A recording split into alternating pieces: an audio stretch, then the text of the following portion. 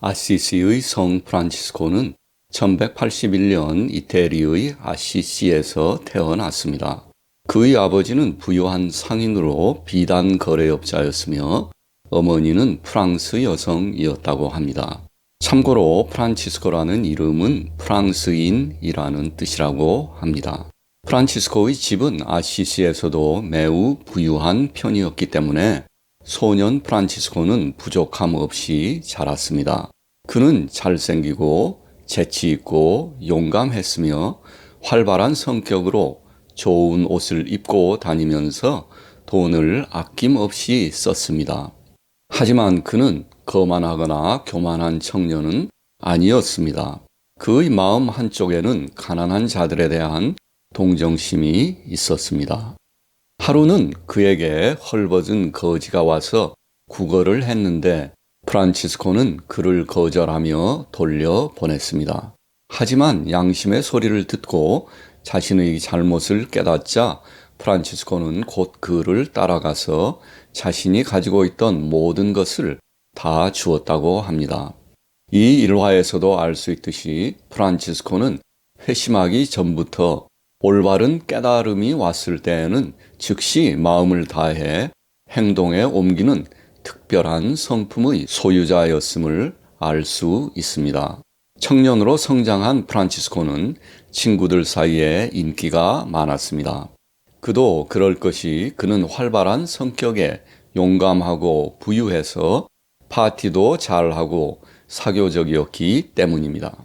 그런데 얼마 후 전쟁이 일어났습니다. 아버지는 그가 자신의 뒤를 이어 상인이 되기를 바랐습니다.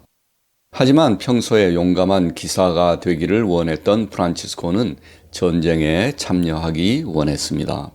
그래서 그가 약 20살이 되었을 때인 1202년 프란치스코는 군인이 되어 말을 타고 이웃 페루지아와 벌리는 전쟁에 참가하게 됩니다.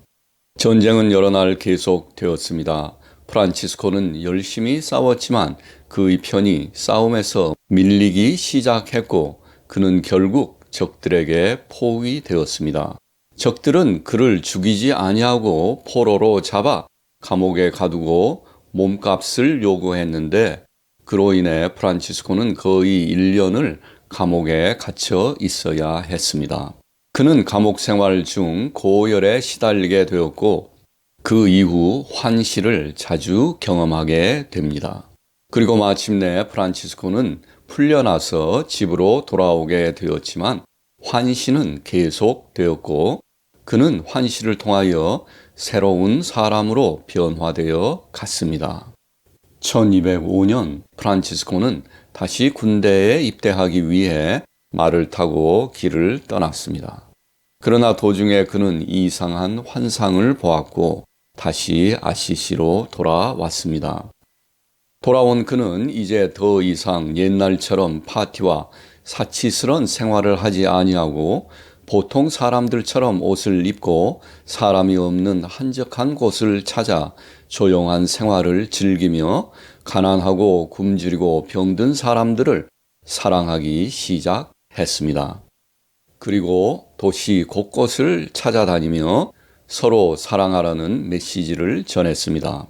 친구들은 그의 갑작스러운 변화에 놀라며 이제 결혼하려나 보구나 하고 웃으며 놀렸는데 프란치스코는 엄중히 그래, 너희들이 지금까지 본 그 어떤 신부보다 훨씬 더 아름다운 신부다 라고 대답했다고 합니다. 하루는 기도 중 예수님이 말씀했습니다. 프란치스코, 내가 나의 뜻을 알고 싶으면 너가 육적으로 사랑하고 바라던 모든 것을 경멸하고 미워하는 것은 너의 의무다. 그리고 내가 그렇게 시작하면 지금 너에게 달콤하고 사랑스러워 보이는 모든 것이 참을 수 없고 쓰게 될 것이다. 그러나 내가 피했던 모든 것은 크게 감미롭고 엄청난 기쁨으로 변할 것이다. 또 하루는 프란치스코가 아시시 바로 외곽에 있는 산 다미아노의 버려진 시골 채플에서 기도하던 중 십자가에 못 박힌 그리스도의 이미지가 그에게 말했습니다. 프란치스코, 가서 내 집을 고쳐라. 지금 폐허가 되어가고 있는 중이다. 그는 이것을 자신이 현재 기도하고 있는 폐허가 된 건물을 의미하는 것으로 받아들였습니다.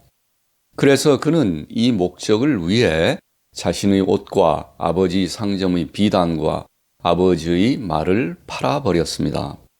아버지는 화가 나서 프란치스코를 데리고 아시시의 주교에게 찾아가서 불평했습니다. 주교님, 제 아들이 미쳤나 봅니다. 성당을 재건한다며 저의 모든 비단옷과 저의 말까지도 허락 없이 팔아버렸습니다. 그 말이 사실이냐고 묻는 주교에게 프란치스코는 대답했습니다. 주교님, 저는 주님으로부터 교회를 재건하라는 사명을 받았습니다.